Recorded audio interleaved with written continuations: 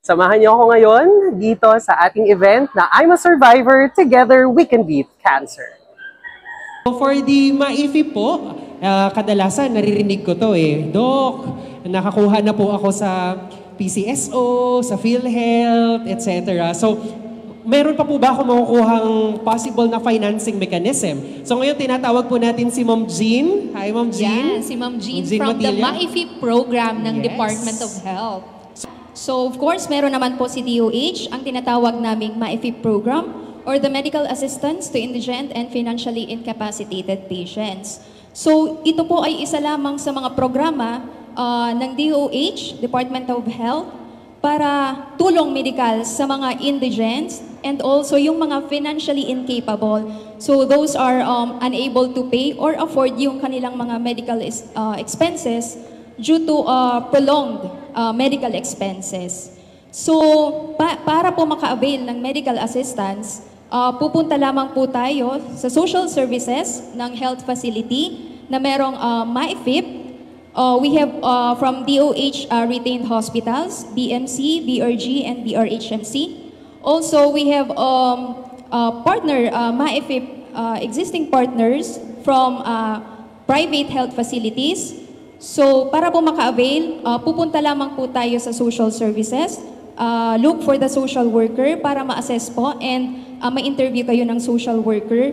And then, sila na po ang magbibigay sa inyo ng further instructions on how to avail yung medical assistance.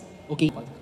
Yung process po, we have two categories, no? So, for inpatient, kailangan lang po ng final bill or statement of account. So, doon po magbabase kung how much po yung i-avail nating or ipoprovide na medical assistance. So, aside po sa final bill, ang kailangan lang pong dokumento ay valid ID and of course, yung assessment po from the social worker.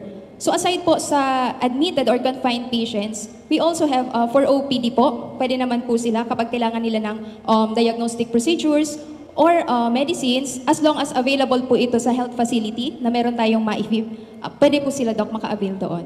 Okay, so meron din si Department of Health na financing mechanism para tulungan yung ating pong parehong outpatient at inpatient po natin ng mga nangangailangang indigent patients. Yes, Doc. And hindi lang to available sa ating mga DOH hospitals, but also sa ating mga private na facilities. Ayan. Yes. At nakakatuwa kasi pupunta lang pala sa social service para i-avail to, tapos i-guide na tayo ng social services kung paano siya makukuha. Tama, sa hospital mismo sila pupunta. Yes po, Doc. Sa social worker po mismo ng hospital. Okay. Thank you very much, Ma'am Jean. Thank you so much, Ma'am Jean.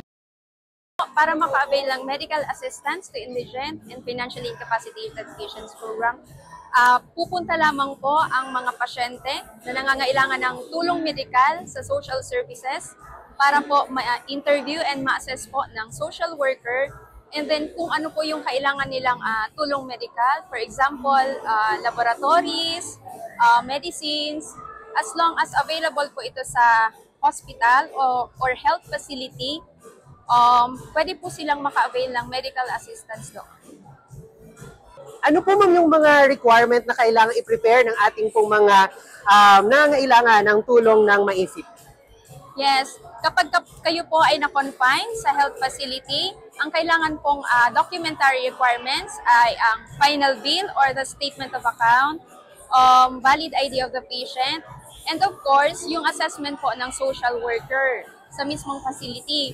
While kung OPD patients naman po kayo, nangangailangan ng laboratories or medicines na available po sa health facility, ang kailangan lang po ay yung charge slip or the statement of account, yung prescription or yung request coming from the attending doctor, and again, the assessment po from the social worker. So, meron po ba ma'am limit para sa maaring makuha na benepisyo mula po sa atin sa MAIFIP?